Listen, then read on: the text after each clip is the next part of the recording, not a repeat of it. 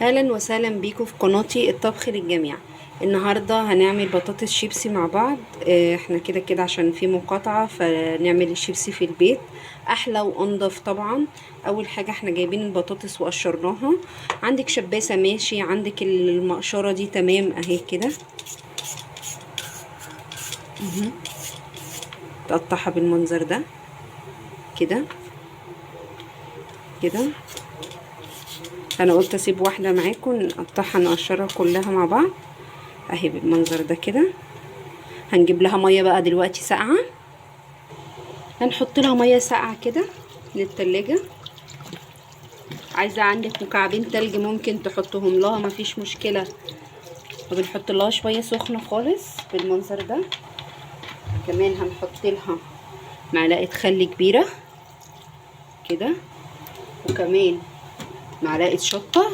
مش بتحب الشطه دي اختياري اهو كده، بس هي مش هتبقى يعني حراقه قوي. وكمان معلقتين ملح كبار كده ماشي، ونحط لها سنه كركم. ثانيه واحده كده، معلقه الكركم. ونقلبها بقى كده، ونسيبها في التتبيله دي 10 دقايق ونبتدي نقلي.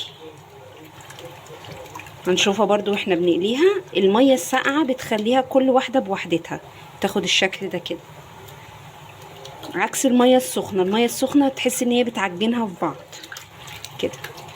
وسيبها في التتبيله دي 10 دقايق كده، ونشوفها برضو وهي بتتقلي شكلها عامل ازاي. كده حطينا اول مره في الشيبسي كده. هي والله مش مرهقه ومش مكلفه، ده ممكن يطلع لك كمان كميه اكبر من كيس الشيبسي ب10 جنيه. يعني لو عملتي نص كيلو بطاطس بس خليها الوسط يعني مش الكبيره قوي. عندك شباسه ماشي، عندك المقشره اللي كانت انا شغاله بيها دي تمام حلوه برضو كده. وهنشوف بقى برضو لما نيجي نطلعها. بس كده كفايه، بس كده كده احنا طلعنا الشيبسي اهو. نحطه في مصفى، لونه كده حلو قوي كده. ونحط بقيته بقى. انا قلت اوريكم برضو لونه لما بيخرج من الطاسه بيبقى عامل ازاي، طعمه رهيب والله كده. بس كده كفايه. نحط بقى الحطه التالتة. ده شكل الشيبسي كده اهو، احلى من اللي بنجيبه من بره. انت بقى تصفيه ده بمعرفتك اهو كده، تحفه. قرمشته ولا احلى